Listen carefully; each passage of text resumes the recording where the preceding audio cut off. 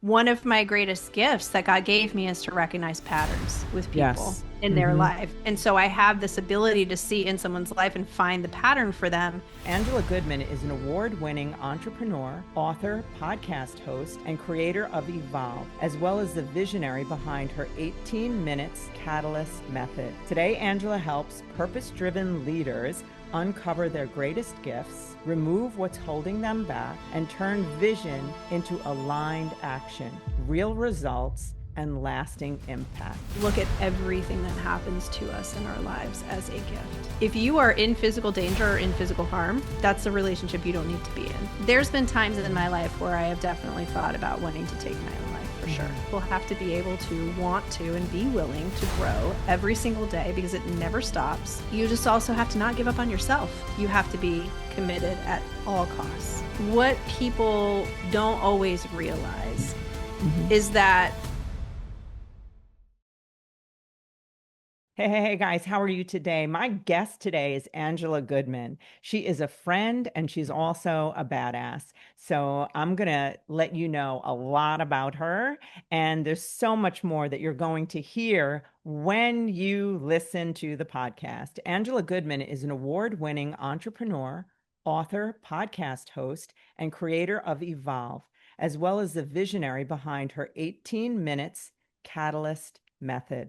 With over 25 years of experience in business, leadership, financial strategy, and operations, she has built, scaled, and advised companies across industries, including HVAC and entrepreneurial ventures. She first stepped onto a stage as a lead in Aisle by Eugene O'Neill, and she's been commanding rooms ever since. Today, Angela helps purpose-driven leaders uncover their greatest gifts, remove what's holding them back, and turn vision into aligned action, real results, and lasting impact. And without any further ado, here she is. Hey, guys, how are you today? It is Alison from Alison Answers and Logger Counseling Services. As you know, I introduced Angela Goodman to you previously, and now here she is. Angela is not only all of the wonderful things that I described, but she's also a true blue and good friend to me for many, many years. And I feel very honored to have Angela on the show and for her to share with you her experience, strength, and hope. Because what you'll hear is you'll hear her life experiences and how she overcame these life experiences and continued to build and create and expand. So this podcast, I would say, would be for a person who needs to know that they can keep on keeping on and that they can, in spite of circumstances, find hope and achievement and greatness. And that is both of our missions. So without any further ado, welcome, Angela. Oh, thank you, Allison. I just love you. Like Yes. I hate being on camera because I just want to like snuggle you, right? But anyway, Yes. Let's I cuddle. I know I'm honored to be on here. So thank you for having me. I keep hoping that first form is gonna, they're gonna like say, Hey, oh, you know what? we should Let me drop in. it. We should drop it to Andy and be like, here you go. Here you go, Andy. We love Why it. don't you I start love it. sponsoring? It's Yeah. purple though, but it looks blue. I love the purple and the blue. You're Anyhow, so who funny. knows? Who knows? It could happen. Let's Okay. manifest it. Let's do it. So, Angela, let's start at your life story. The Mhm. way where you began and the significant parts of your life that you feel have been influential in creating who you are today and the success you have today. So, tell us a little bit about that. Okay. Um, you know, it I've spent the last probably 6 years really working on myself internally. So a lot of what I'm going to tell you comes from a point of awareness that I did not have 6 years ago. Love it. Yeah, so 6 years ago, I was very much a victim. 6 years ago, I was very much in my feelings. If people were I felt like people were judging me, but what I Mm, know to be true now is that they never were. Um, I come from a, broken home. My parents divorced when I was 8. I have 6 siblings. They're all half siblings. I don't have any full blood siblings. Mm. And I lost my younger older brother about 3 years ago to overdose.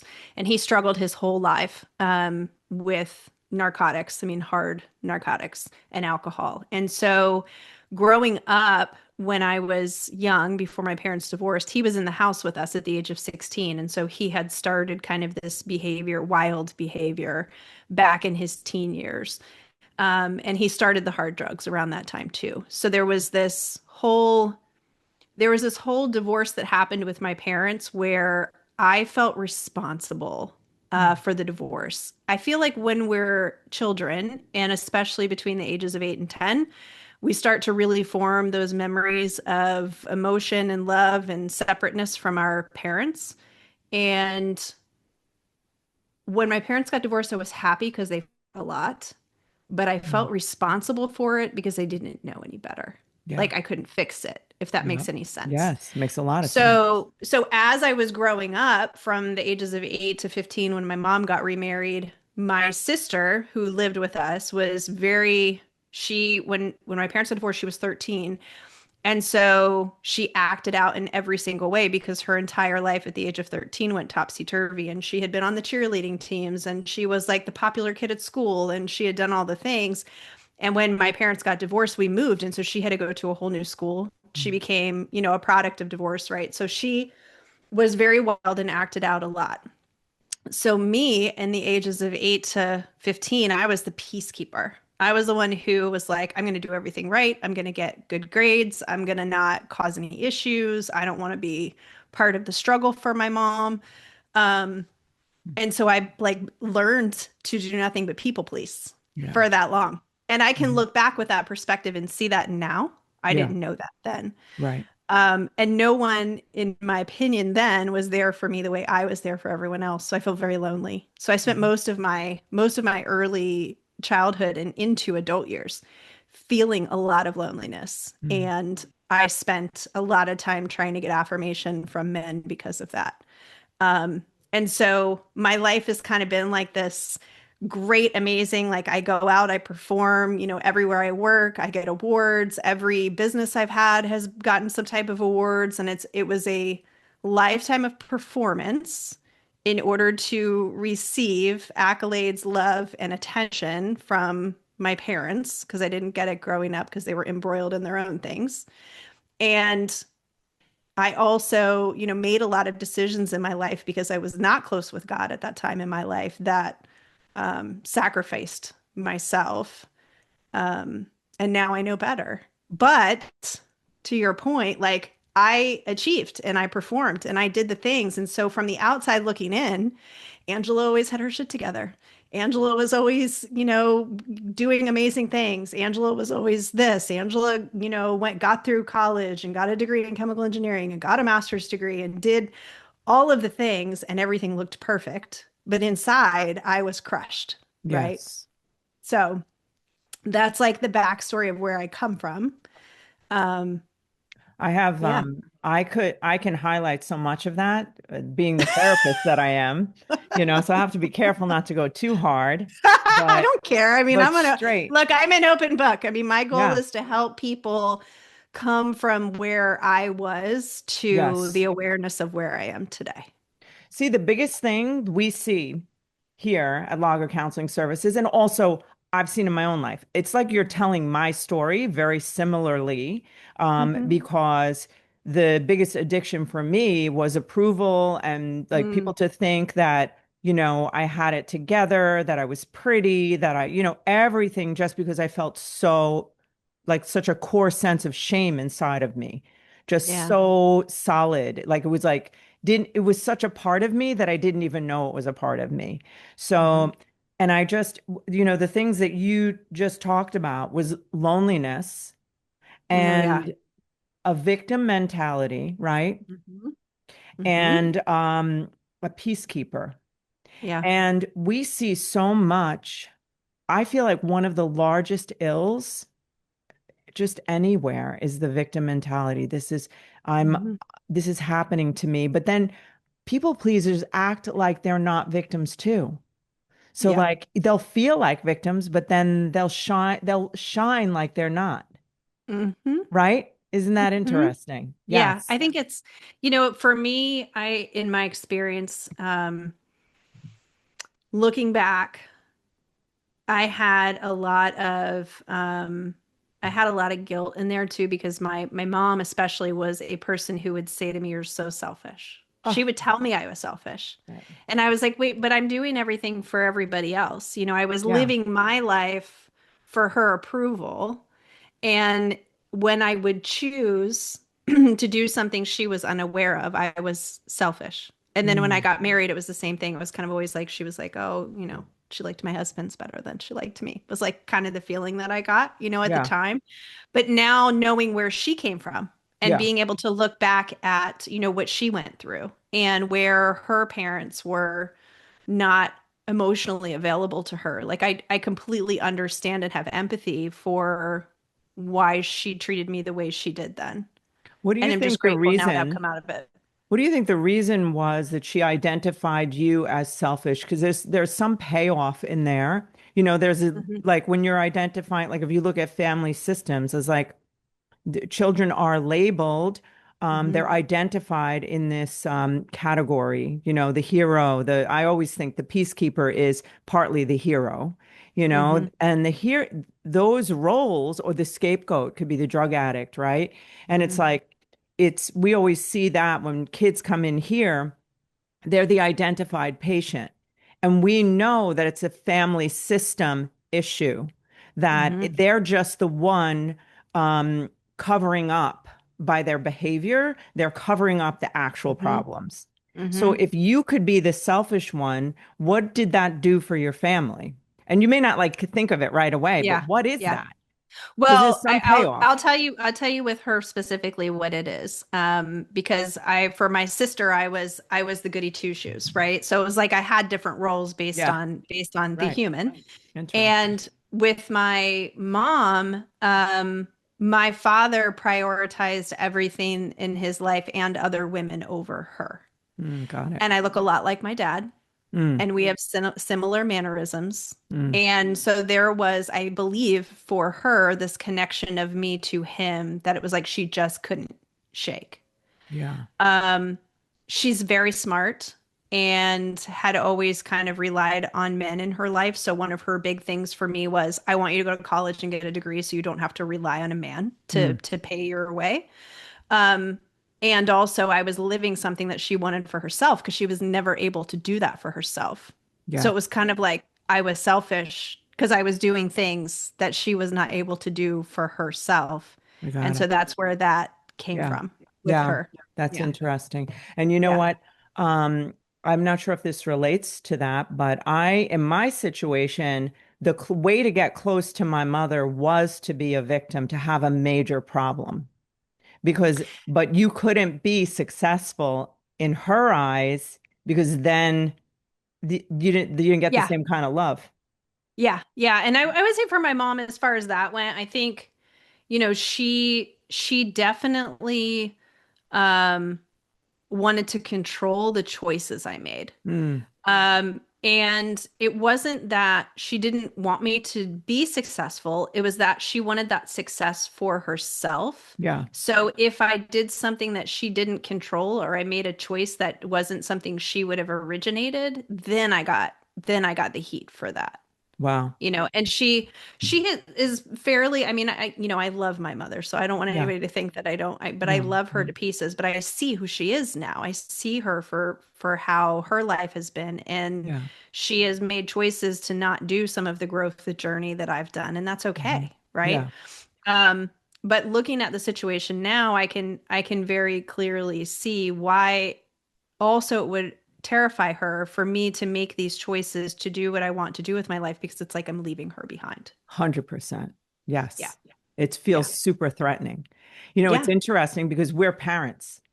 Mm-hmm. So, like, we can understand as a parent that we have to, our greatest mission is to launch our children into their own Yes. lives and not, an extension of us, but as their own person. So I have had those little emotional internal feelings like, oh, she's leaving me, my daughter Yeah. Grace, like, because she's Yeah. like, Yeah. she's blossoming. But I immediately tell myself, that's what's supposed to happen and it's Yes. wonderful. But she's not doing it with me. It's just like, Yes. but it's okay. But I guess someone who's not aware, self-aware, we can understand that. If you're Yeah. not Yeah. self-aware, you're just going to want to stop it, right? Yeah. Yeah. Well, Yeah. it's funny because it was easier for my mom didn't and my stepdad did not help me go to college. Like Hmm. they paid for me to go. They paid half, my dad paid half. They didn't move me to school. It was four and a Oh. half hours away. So they didn't even help me pack the car. Like I packed the car myself, drove the car there and moved myself into college. It was like that was too much for her, that was overboard, like having to actually do that. And I look back on that now and I think about my own girls and my Yeah. oldest is in college and I'm like, I would never do that. No. But what I can say is that when I was raising my girls, I said one of the greatest gifts my mom ever gave me was the gift of independence. Oh, yes. And she did allow for me to learn independence. I mean, I was doing my own laundry at the age of 8. Like there were just things that she gave me skill set wise because of how she was Yeah. that gave me this sense of independence. Because when my girls were growing up, I used to tell them, and it was for me, it was kind of a joke, but not Hmm. really. But I used to tell them when you're 18, you have to move out or you got to pay me rent. You don't get a choice, Yeah. right? Yeah. Like Yeah. I wanted to Yeah. raise my girls to be independent and kind of be on their own. And my oldest is 20 now. And when she got to be 18, she told me, she says, I'm going to go move down with my dad. I want to go to school down there and I'm going to move out. And I said, where are you going? You didn't Like, where are realize you what the going? Yeah. power of your words. Right. And she said to me, well, for my whole life, you've told me when I was 18, I either had to pay rent or move out. So I'm gonna go live 3 hours away because that's where Oh, I want to live for a little while. And I was like, wait a minute. I didn't really mean it. like I you just want didn't to want take you it living back. off of Yes. me. Yeah, I didn't want you Yeah. living off of me for your whole life, but like I didn't really Right. mean for you to get out. Yes. That's so cute. Yeah. So, the things that we're talking about, one of the things that I wondered about the things that you're saying, like these experiences, with your mom or feeling guilty. How do you see that in your adult life tying into maybe triggers or additional problems, and then how it strengthened you to become, how did it become part of your success? Yeah. So it's like So I one think, bounce and then the next bounce. well, I'll tell you. Yeah. So one of the things that's been with the awareness I have today, one of the things that has been most difficult for me is my mom is a control freak, like she is.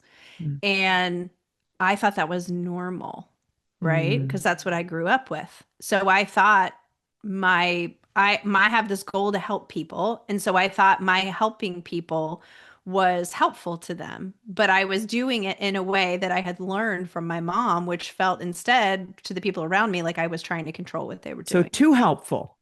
Yes. Yes. Too Yes. helpful. Too helpful. And Yes. I will say one of my greatest gifts that God gave me is to recognize patterns with people Yes. in their Hmm. life. And so I have this ability to see in someone's life and find the pattern for them. And I have to recognize that people need to learn that on their own. Hmm. Because what I did for 20 years of my life is be like, oh, I got a solution. I got a fix. I know what's going on. I can see the patterns. I can see the things and all of that. And I would offer that up. And then people will be like, no, I don't need you in my life. Like, go away. That's so You know? interesting. Do you know? I wonder, you probably know your human design. Are you a projector I do. seer? No, so I actually am a manifesting generator, but I'm a 6-2. So I'm a half my life learned experience, the other half of my life teach experience. Yeah. Interesting. Because a Yeah. projector seer, like I'm a projector seer, so you'll see Mm-hmm. things Mm-hmm. that, and you're here, you see things, but people Mm-hmm. aren't ready to know them.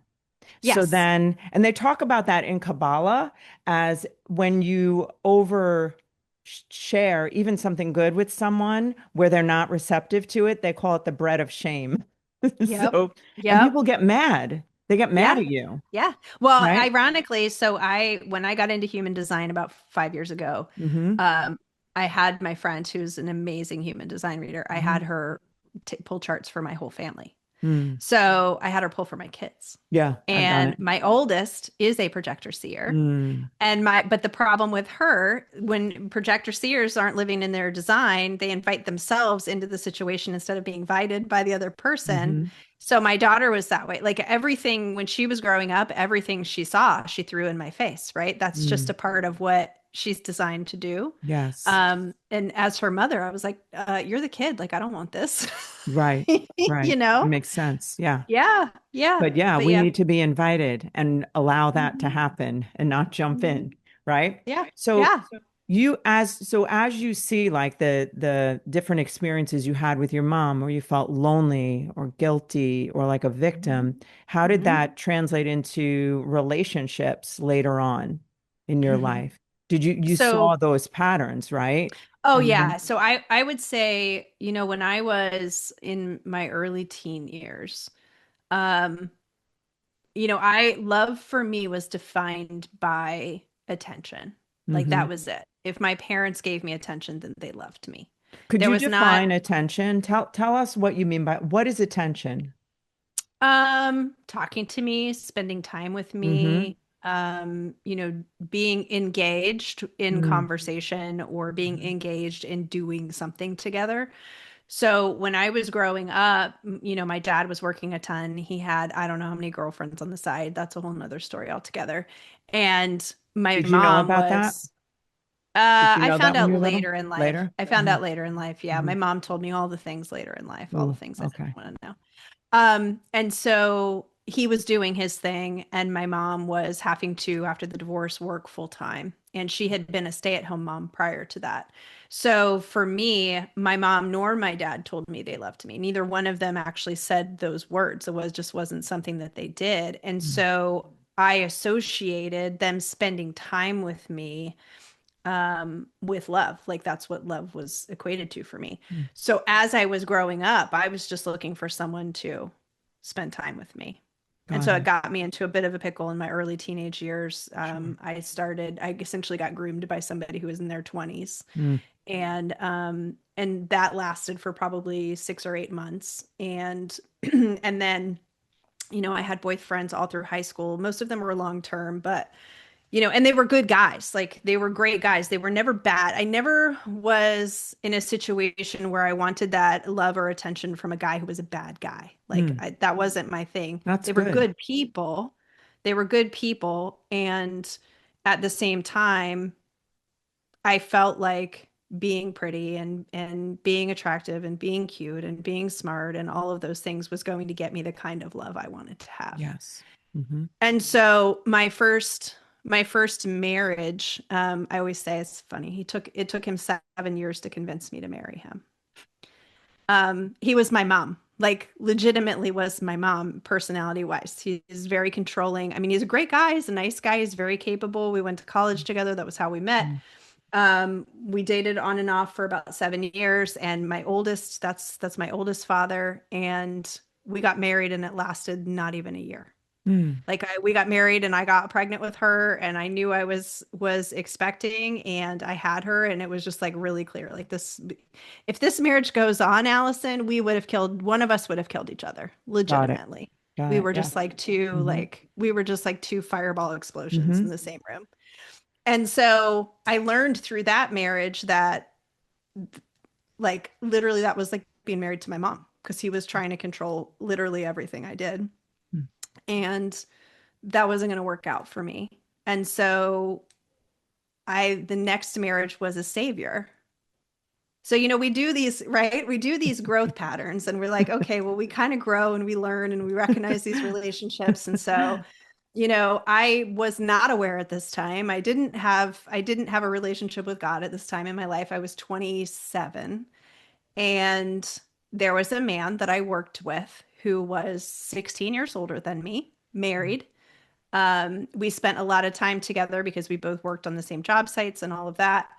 And I had gone home to visit my mom with my newborn, my 5 month old. I knew my husband was going to be moving out, but I fell down the stairs at my mom's while I was carrying Morgan, and Wow. she was only 5 months old.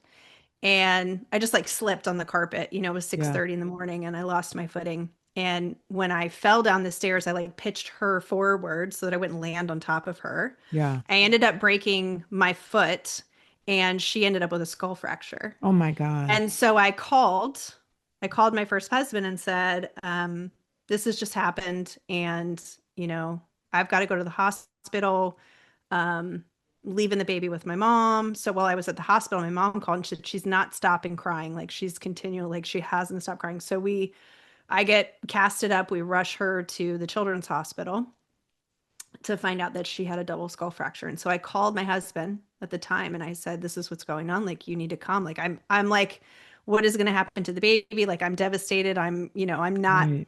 I'm in shock just from all of the things that have happened. Right. And he didn't come.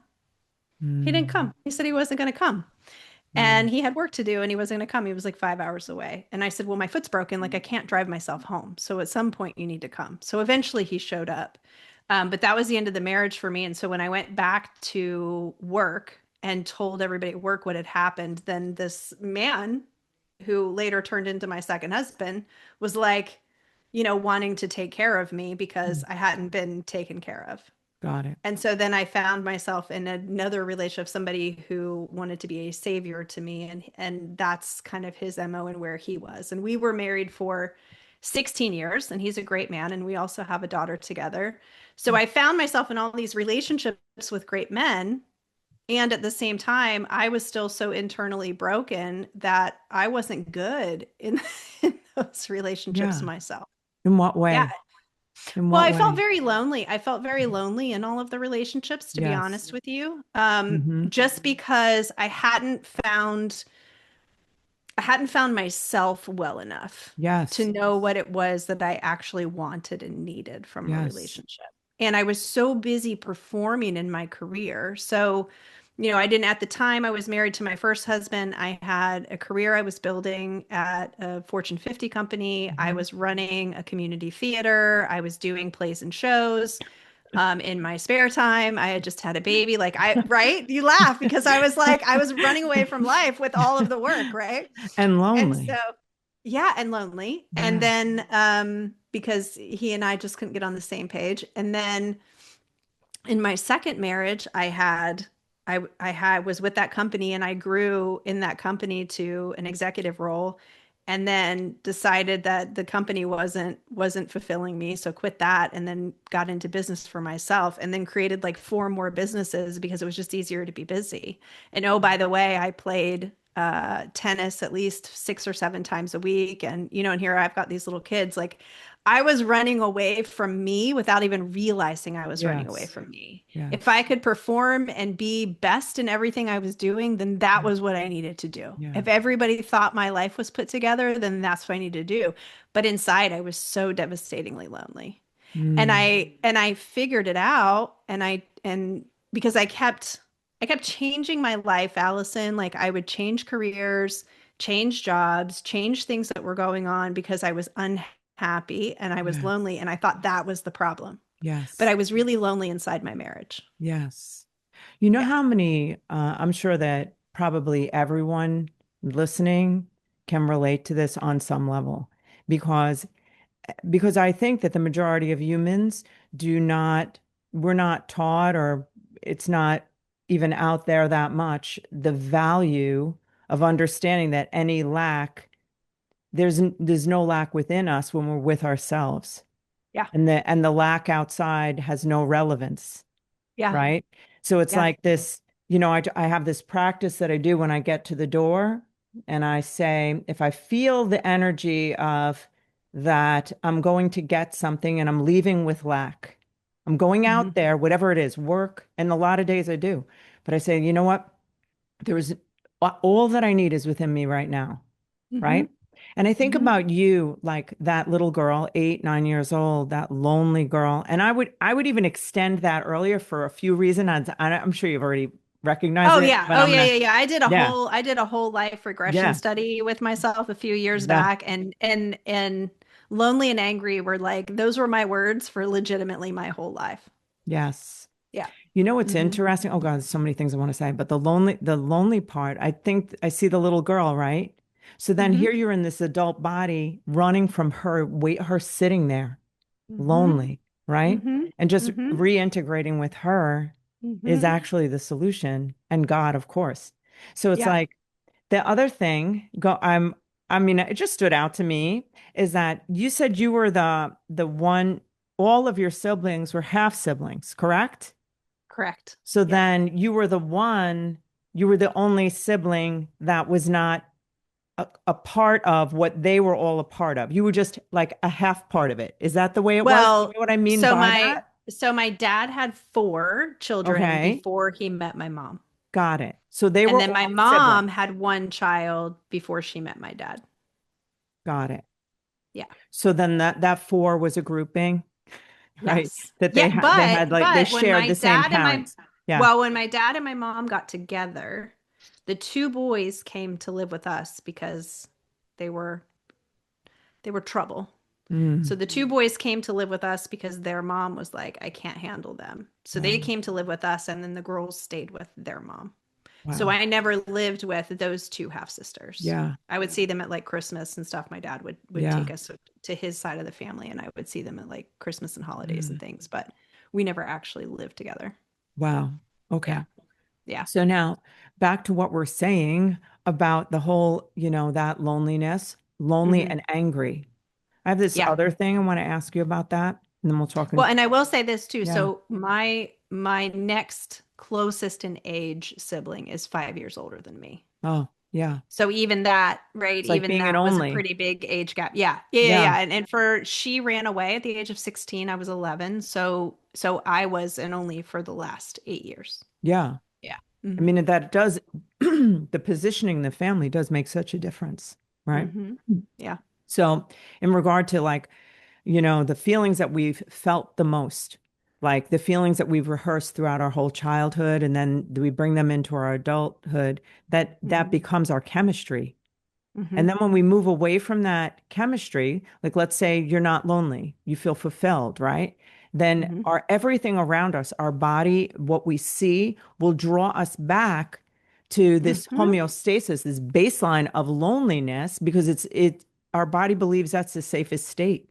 So it's Yeah. like being able to overcome that so that, you don't keep returning. I think under times of Yeah. stress, we end up returning to those old, you know, The states. wounds. If Yeah. yeah, yeah, Hmm. absolutely. Like Yeah. if they are not healed, Hmm. and we don't ever get to 100% healed. That's my opinion. But if those particular wounds are not healed to the point where you've done the work to work through them and they don't show up anymore in the ways that they did. Hmm. I mean, when I got divorced from my second husband, and I about a year later I met Matt, who is Hmm. the person I'm meant to be with. But in the Yeah. first year of our relationship together, all of those loneliness, all of the attention, all of that wounding was like front and center for Mm. me. In your But current thankfully, relationship, you mean? Is that what you yeah, mean? Yeah, yeah, yeah, in the yeah. beginning of it, Hmm. yeah. Like, Yeah. and thankfully, because of the work and the growth and the things that we have both done, Yes. um, thankfully I could see that Yeah. and be like, oh wait, I don't want this for myself anymore. Right. And it added, like, I found a partner who lives 1,800 miles away. If I want to feel lonely, I There you found go. one that's going to make me feel Yes. lonely regardless, Perfect. right? Yes. And so when that core wound would open up in the beginning of our relationship, Allison, it was ugly. Like, What would it you was do? What just would you feel? ugly. How? You know, so funny. When we first started dating, because of his prior relationship, like, he was all about me in the beginning, right? He was like, I was the best thing since sliced bread. So every Well, moment you of his are. day, yeah, Yeah. but every moment of his day, he would be like messaging me, texting Yeah. me, Right. updating on what was going on in his life. And then things got a little crazy for him with his life situation, and he didn't communicate as much. And I Mm. was like, "Oh, does he still like me?" And then I Oh. would be like lonely, and I would call him, and I'd be like, "What do you?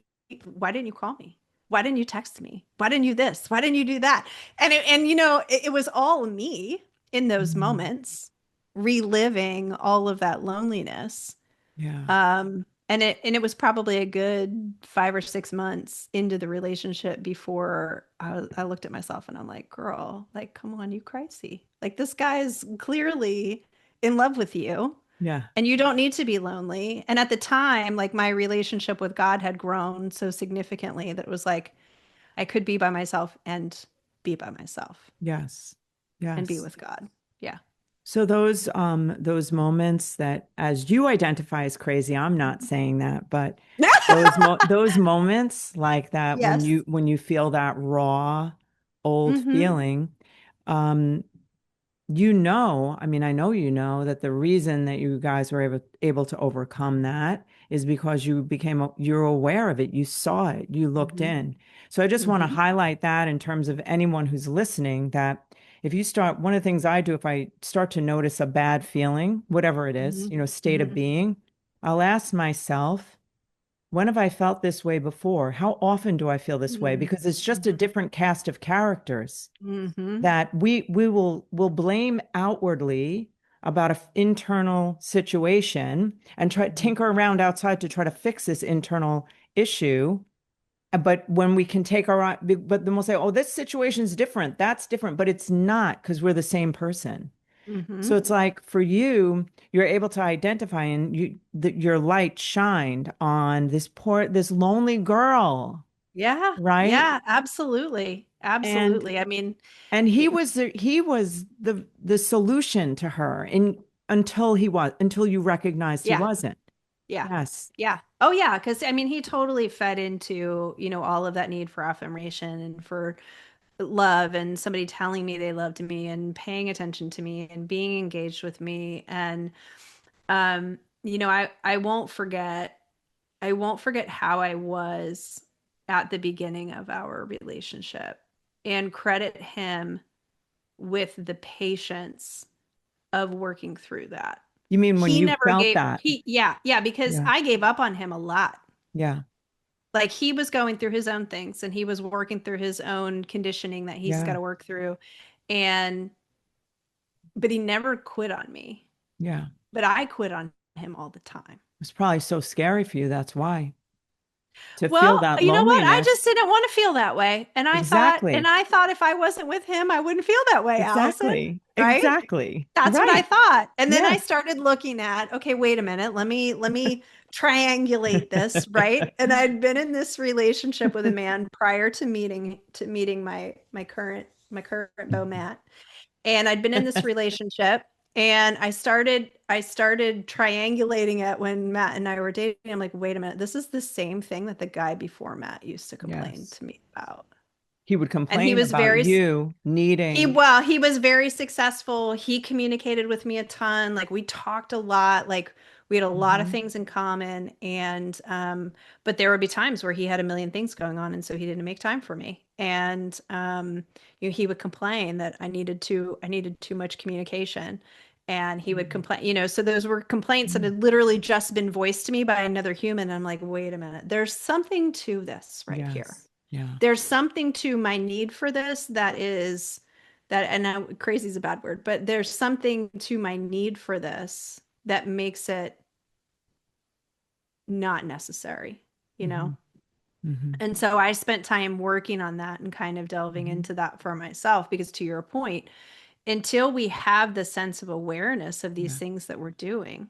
Like I don't want to feel that way and I would I mean the anxiety is miserable and the mind racing is Yes. horrible and Yes.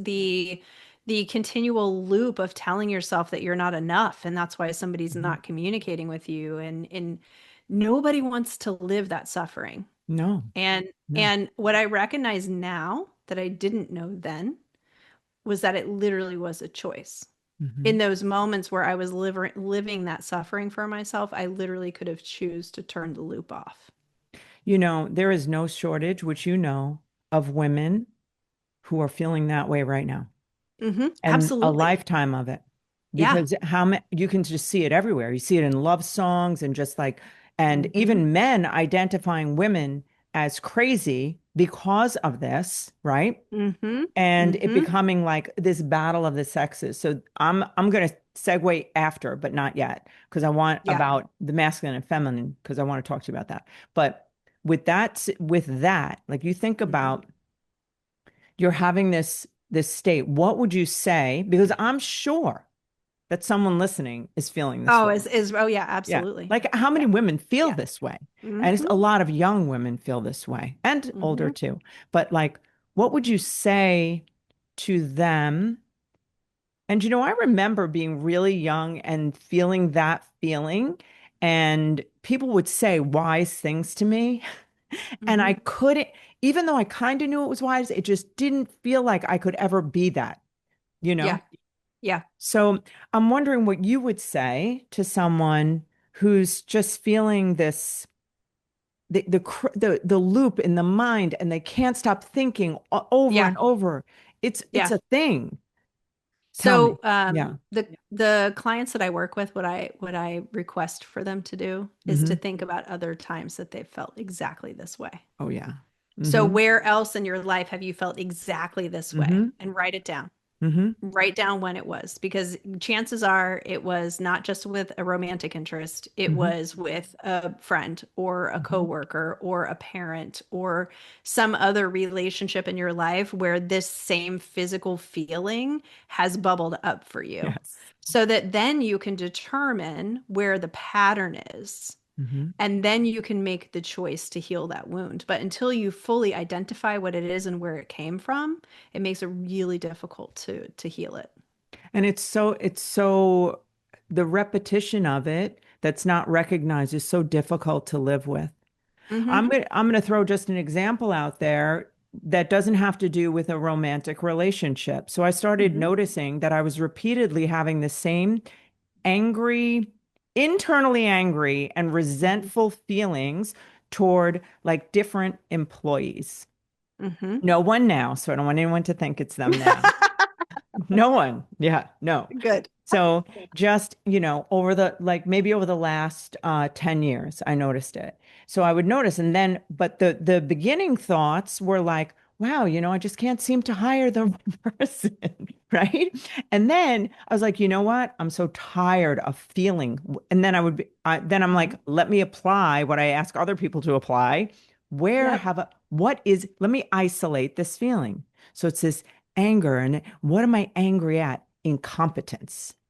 And Hmm. then what was I mostly angry about in my life? Neglect and Hmm. incompetence. People Hmm. not doing shit, people not taking Hmm. care of shit. Like in my home, like when I was growing up, like I saw my mother as like just not competent. I couldn't trust her to complete something or make Yeah. sure I was okay. So all this time, I think I was drawing people like that to me in order to heal.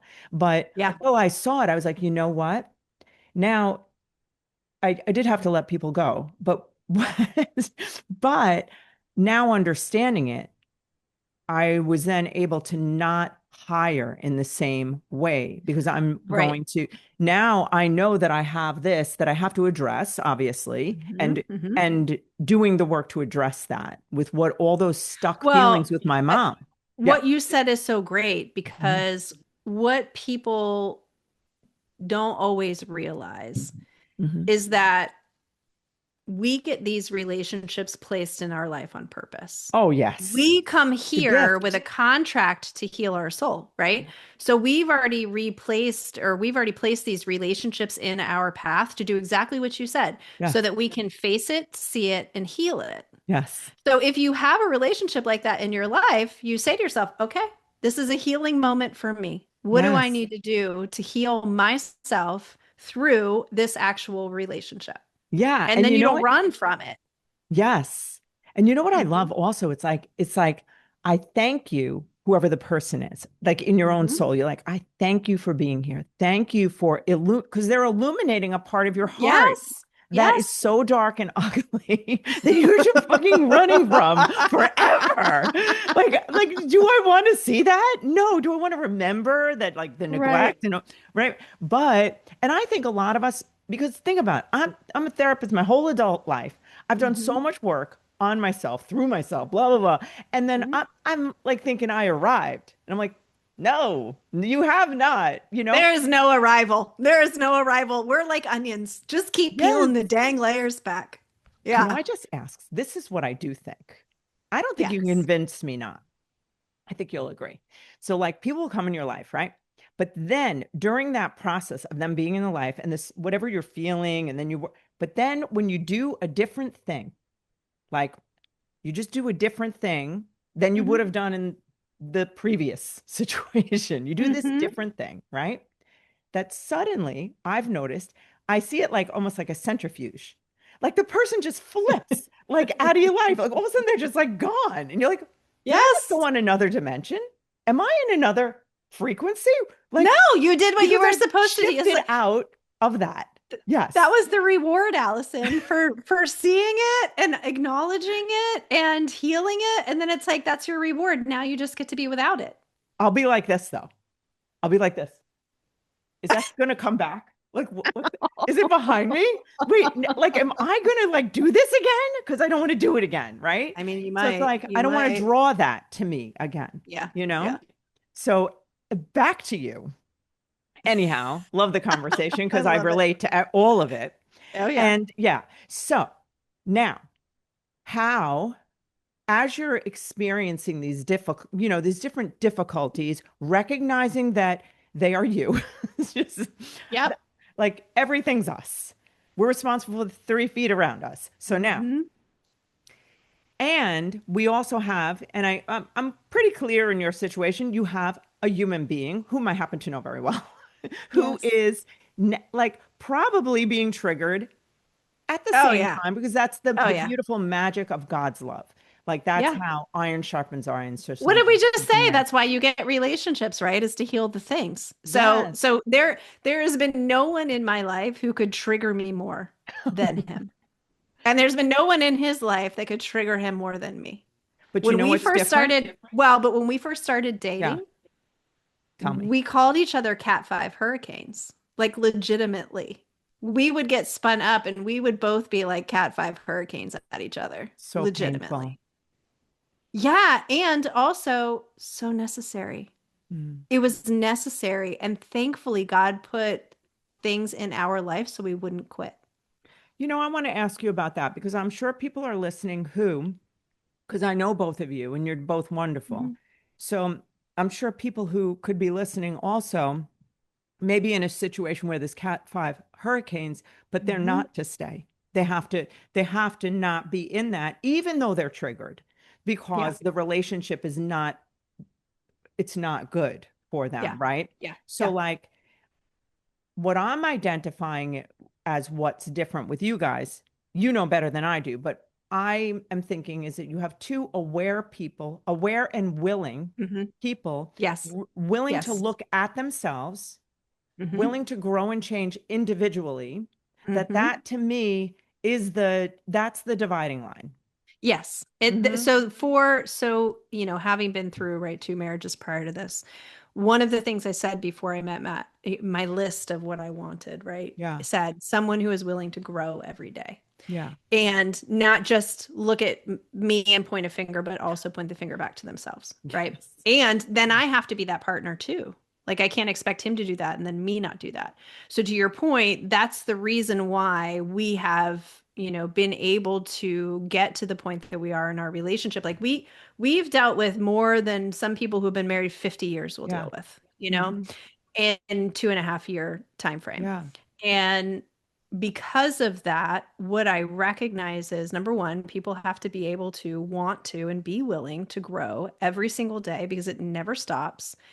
And then on top of that, you also have to be able to choose love because there's going to be times where you absolutely don't love each other. Yeah. There's just going to be times where that Yeah. happens. And so it becomes a conscious cognitive Hmm. choice. Yes. And then on top of that, you just also have to not give up on yourself. Hmm. Yes. Because if you are quasi committed to growth, Hmm. you will quit. Hmm. You have to be committed at all costs. It's And I would interesting. say to anybody, I would Yeah, say to I'm anybody listening. who's struggling with relationships of this kind, if you are in physical danger or in physical harm, Yeah. that's a relationship you don't need to be in. Mhm. So don't be in that relationship. Like it's okay to walk away from that relationship. Um, because that means that the other person chooses violence over growth. Hmm. even if they say they're committed to growing. I think, I also think like if you're attempting to communicate with someone and they are not able, they're only able to like attack or defend, and that's like Hmm. all they can do, without, I've seen that so much, like, because just in marriage counseling, that until people can move away from those two things, attack, defend, because somehow people don't are afraid to be wrong or afraid to have made a mistake or afraid for someone else to not be pleased with them, you Yeah. know? I And mean, I will say for us, and mhm, I don't think he would care about me saying this, yeah. that was his choice. Mm, He was chose to defend. That was part of right. his core Mhm, identity for himself mm, because of conditioning he had early on in yeah. life. But I'm sure And he recognized it, right? it took time. It took Mm, time and yeah. working with somebody who helped him to see it. Yeah. And then it took time for me not to call it out all the time. You know what I mean? Because legitimately, Yes. when you are each other's trigger, definitely going to say something where you feel like you need to defend yourself. My brain works at a million miles an hour, and I'm going to pick something apart, and you're going to feel the need to defend yourself. And and so I had to get to the point where if I saw the defense mechanism coming, that instead of instigating it heavier, I had to be like, okay, I got to get out of this conversation Mm. because otherwise it does this There's number right nowhere. It can't go now. anywhere. Yeah. No. So you have to choose to actively be Hmm. looking for that and then also be willing to allow your own ego to get out of the conversation. And Hmm. there would be times where we'd be in the middle of a fight about something. He's like, "You're always ejecting. You're always ejecting." I'm like, I would have to be like, "No, I'm not ejecting." I was like, "Bite my tongue. I'm not ejecting. We Yeah. just need to not talk to each other right now." Yeah. You're just being Yeah. composed and you're Yeah. not Yeah. escalating it, right? Yeah. I mean, that's Yeah. very important. Yeah. I won't scream and yell ever. Like I'm not going to do that. So like Hmm. for me, like to me, I feel like a conversation can be had, right? That it can be had, right? Hmm. So if someone yells at me, I'm I'm not in that conversation. Like I'm even if I'm Yeah. sitting there, Yeah. I'm not in the Yeah, you turn it conversation. off. Yeah. I'm Yeah. not because there's nowhere for that to go except for harm and like escalation and just Hmm. making things worse. So to me, Yeah. and I probably just for whatever, I'm a sensitive person. Just I find that it's like hard for me. Like to be yelled at is just Yeah. I'm an I don't know. adult. Like I don't mean, I yell at know me. a little bit about your life growing up, Yeah. but Hmm. I would feel like maybe you were around that when you were No, I younger. wasn't around yelling ever. Oh, I was just okay. neglected. Well, I that's was good never that you yelled weren't at. around yelling. I was Yeah. around yelling all the time. So Yeah, I I wasn't. happen to unfortunately be a Yeah. yeller I was just because neglected and that left was alone. normal for me. To be the dirty girl of the streets. That's all. No, Oh, I don't mean dirty like that. I I meant like know. I literally know. like a baby Yeah. rolling in the mud in my backyard playing Yes. with dogs. Yeah. Yes. Yeah. I mean, yeah, and I think, that is definitely like a trigger for me probably, Hmm. just if I feel like if somebody is not rational, that I don't know, I just feel anxiety because I know that even Yeah. if someone's mad, like if you started yelling at me, which I don't think you would, but if you started yelling at No. me, but we could have a rational Hmm. interaction, that's cool. Like I wouldn't like it, but if it's you're yelling and can't hear anything and is totally irrational, to me, Yeah. that's like, it feels so like I feel so anxious with a situation like that I don't even want to be Hmm. near it? That was my life growing up. That was literally my Really? life. That's why Yeah. 8-year-old me was like, thank God they're getting divorced. Yes, of Legitimately. course. Yeah. That was Of like, course. but for me, hashing out a disagreement in that way, Mm. well, there wasn't another way to hash out a disagreement. That makes sense because of what you're Yeah. describing. Yeah. Yeah. Oh, I got it. Yeah. So you Yeah. you saw that could actually create like a resolution in your mind. You believed that would really you could do that. I guess it wasn't so much that you could create a resolution, but you couldn't work through it if you didn't do that. Uh-huh. Got it. Got it. Yeah. Yeah. Like Yeah. there was no frame of reference where being quiet was going to work through the problem. Mm-hmm. Yeah. Yeah.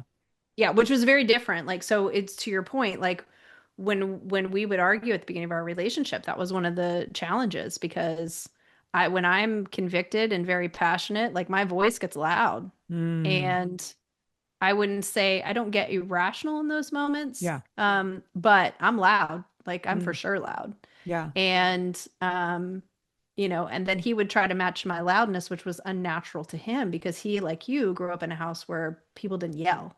There was no yelling that happened. Yeah. So, oh yeah, this relationship has been a point of healing for both of us in so many different ways. I love it. I love it because Yeah, it me is too. really actually true that things that couldn't be uncovered can be uncovered in that Hmm. way, which is Hmm. really wonderful. I see that Yeah. in marriage counseling all the time. It's such a blessing to be, and when people can hear and understand where the other person's coming from, they don't have to Hmm. fight to be right. It's such a Hmm. good so much freedom.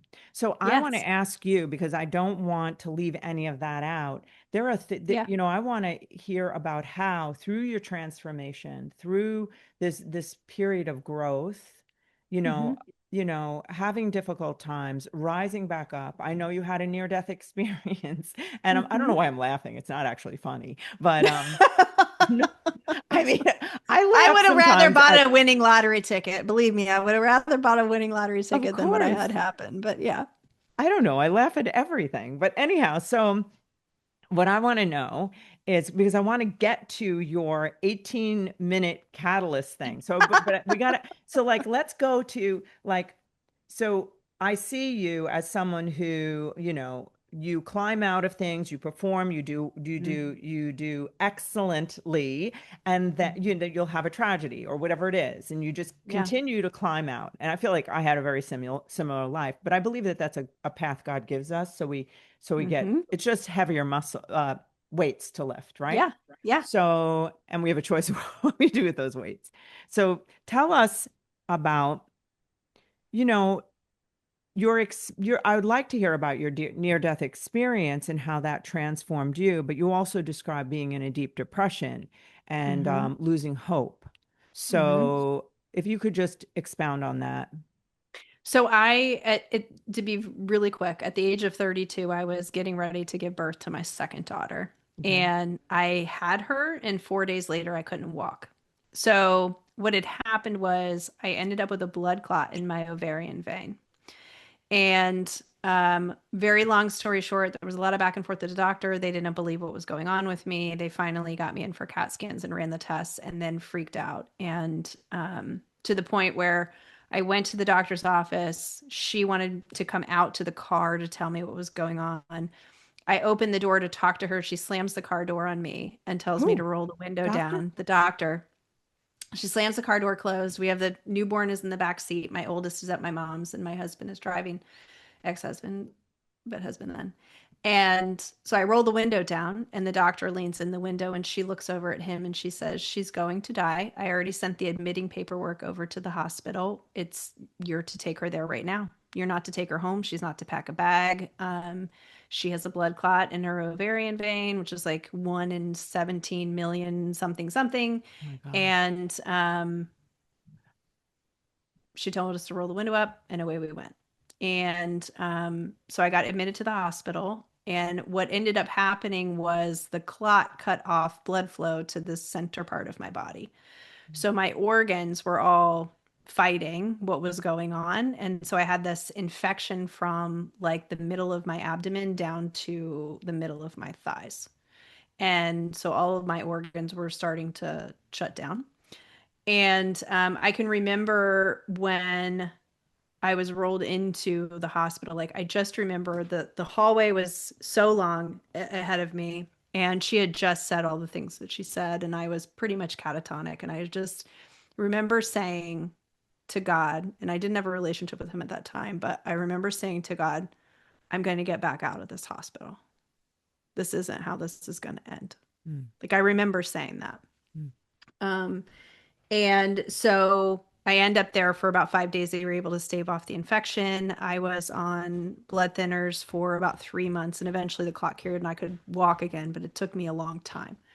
But during the course of that going on, my dad didn't come visit me at the hospital. My mom didn't come visit me at the hospital. She was she was with my oldest, so I mean, she was helping. It wasn't like she wasn't supporting what was going on. And then of course, I had all the hormonal drop from just having a baby. And I couldn't breastfeed, I couldn't pump milk, I couldn't do any of that because all the medications they'd given me, I couldn't do. And so I went into this like really dark place. That was a time in my life where I don't think I've ever felt lonelier. And I'd been a person who combated loneliness for my whole life. The whole first 32 years I felt lonely, that this was a whole different level of loneliness. And you know, I was grateful that my husband at the time was able to take care of our daughter who was 4 days old. And I was jealous of that relationship Of course. because here I was, her mom, I couldn't walk, I couldn't change her diaper, I couldn't My feed God. her, there was nothing I could do. Like I literally sat still. He had to help me. This is so embarrassing, but this is what happened. He had to literally help me sit down to go to the bathroom Yeah. because my body wouldn't bend or move in that way. It was Mm, like this, it was like a dagger was slicing open my mm, insides. So when you cut off circulation, you know what that feeling feels like. Well, when that mm. happens in the middle of your body, it feels like there's some kind of rubber band cutting everything off in there.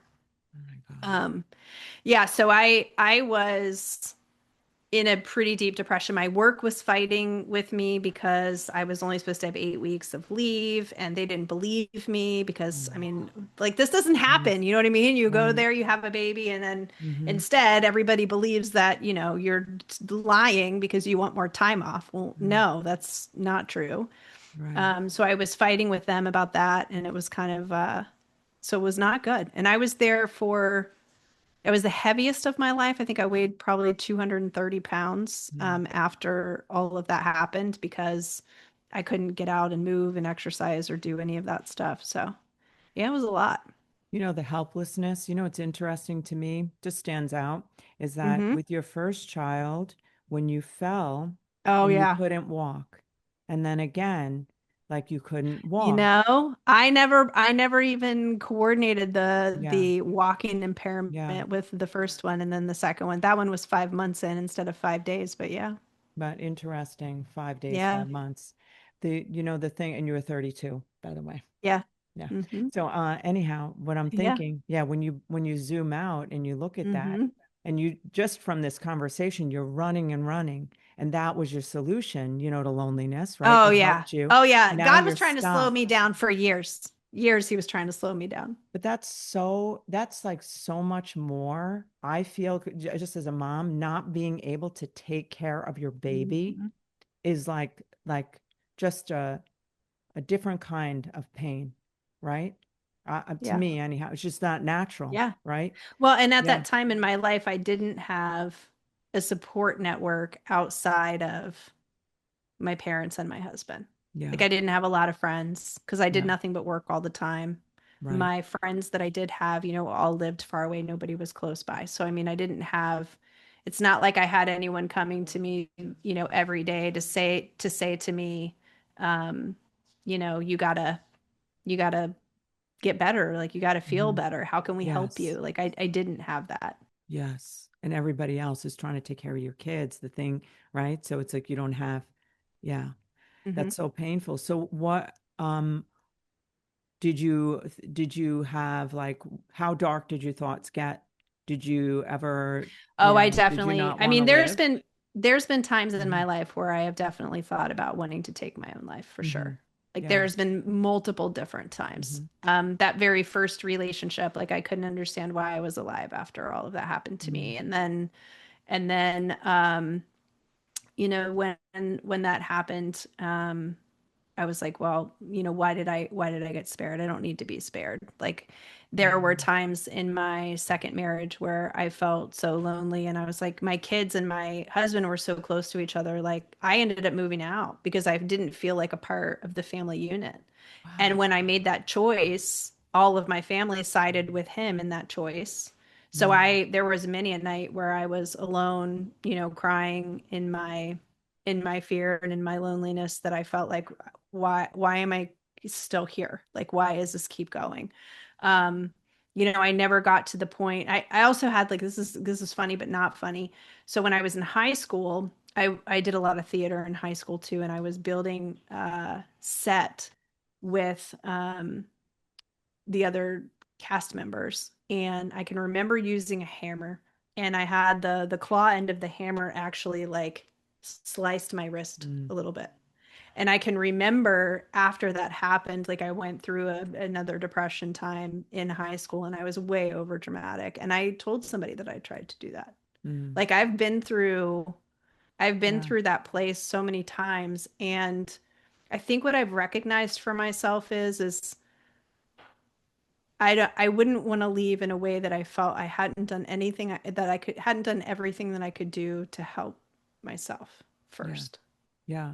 What would you say to someone who, because one of the things that I hear over and over again with people who want to die by suicide is that they really believe no one loves them.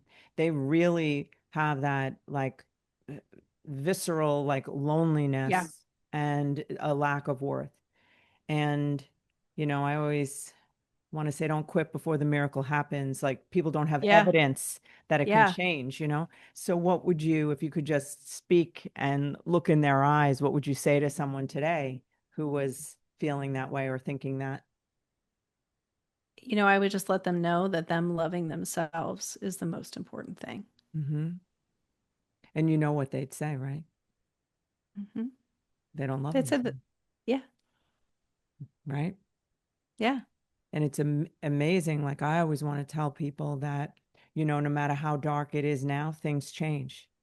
This too Hmm. shall pass. Oh, Things it's do temporary. change. That's Everything's absolutely, temporary. everything is Yeah. temporary. We are literally living in the moment, in Yeah. exactly whatever moment is happening right now.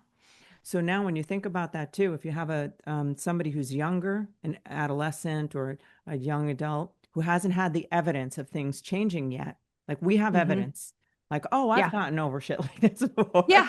Yeah. so many times. Yeah. And you come out better. Like to know that.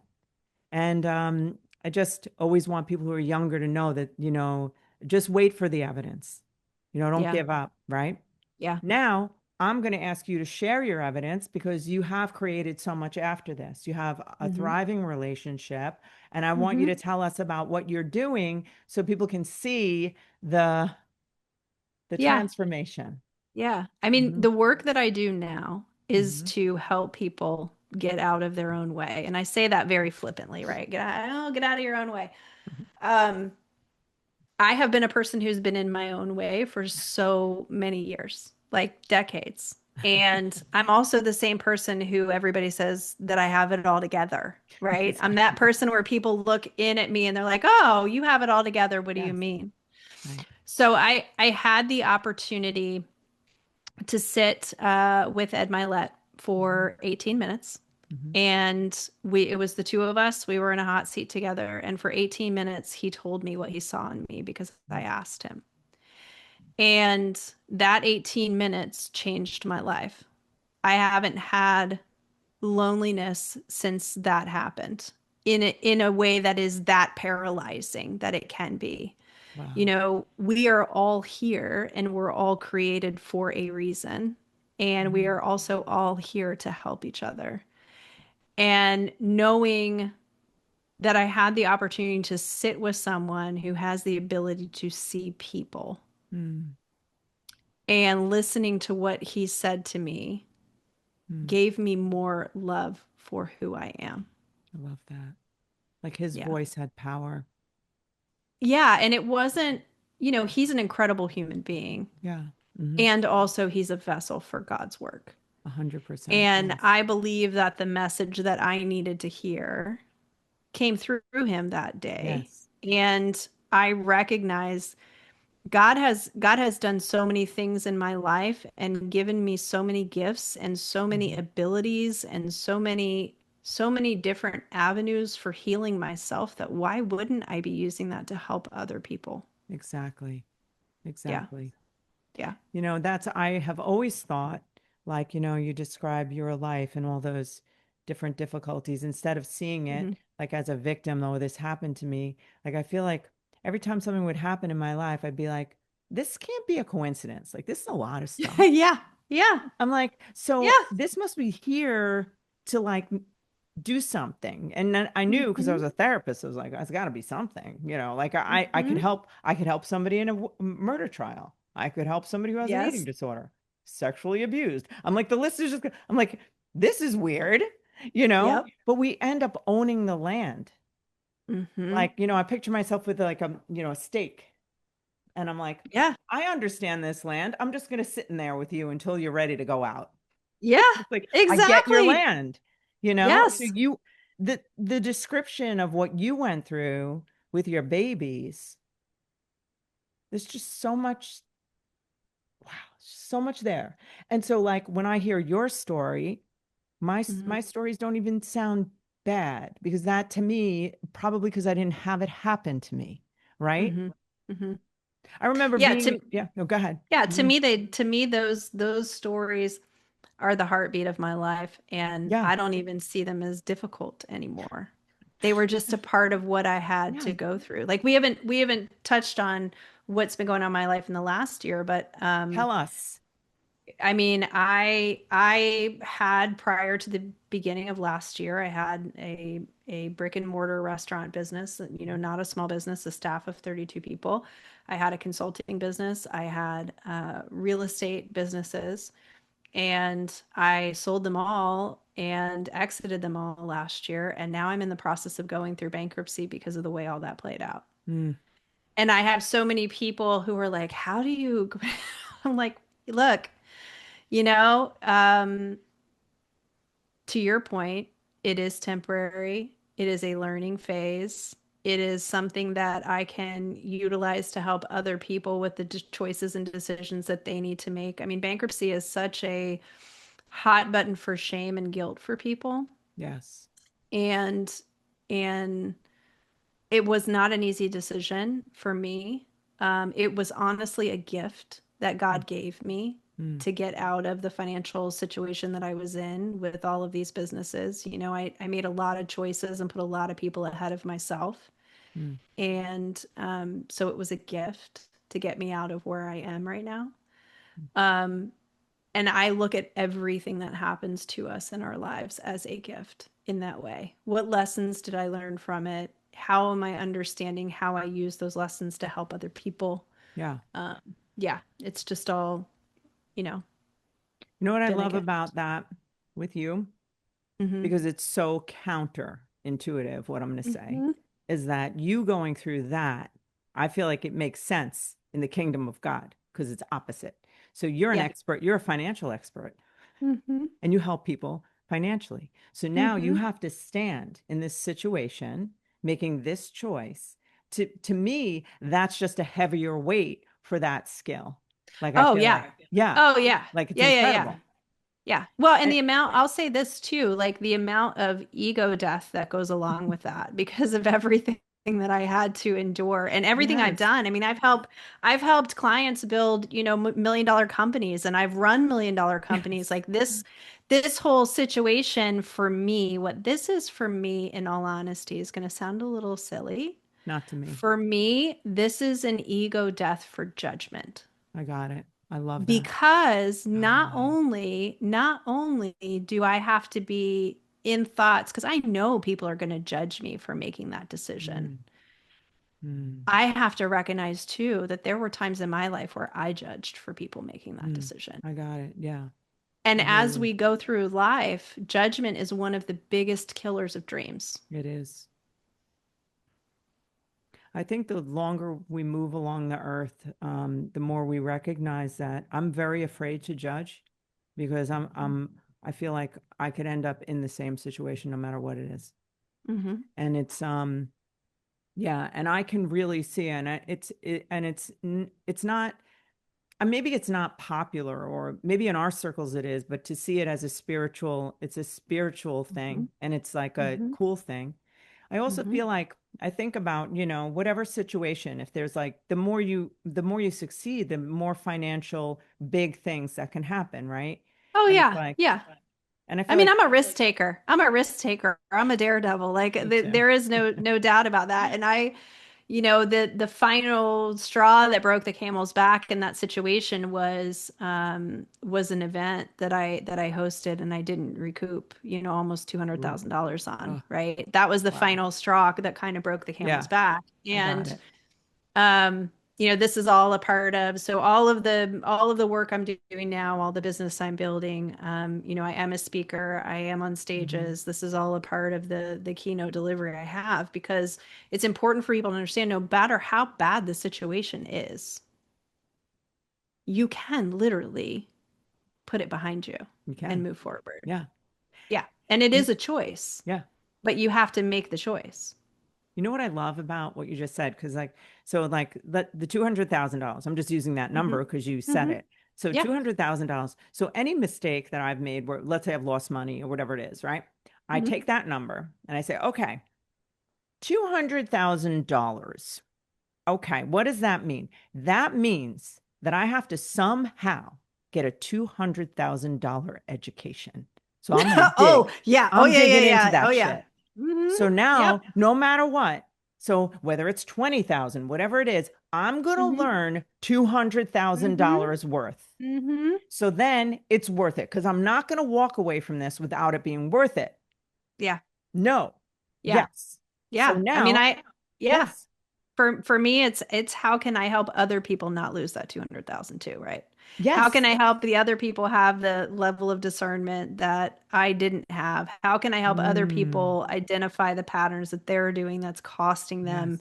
that level of financial strain? Like there's so people are going to think this is wild when I say it, but it's true. Like it is a gift. Me losing that $200,000 honestly Yeah. also is a gift Yes. because there will be hundreds of people that I help not lose Yes. $200,000 because Right. of the lessons that I Yeah. have That learned was your from that. investment. Yeah. And it, Yeah. yeah. Yeah. Yeah. Yeah. I mean, I just like bailed out of 3 deals, right? Hmm. And I'm like, and I have like some costs to them, but it's not like going to break me, but they're costs. They're Yeah. each one of them, Yeah. like these Yeah. fees and shit, right? And somebody who doesn't want to give me money back, but whatever. So my point about it is this, is that I'm like, okay, well, what, like, and I just stopped and I said, what did I learn from this? And I'm like, I can't believe all the Mm-hmm. things that I've even done. Like I thought I knew. And I Mm-hmm. didn't. Like I'm like I all Mm-hmm. these little nuances were uncovered with Mm. banking and like all these Yep. things that I hadn't.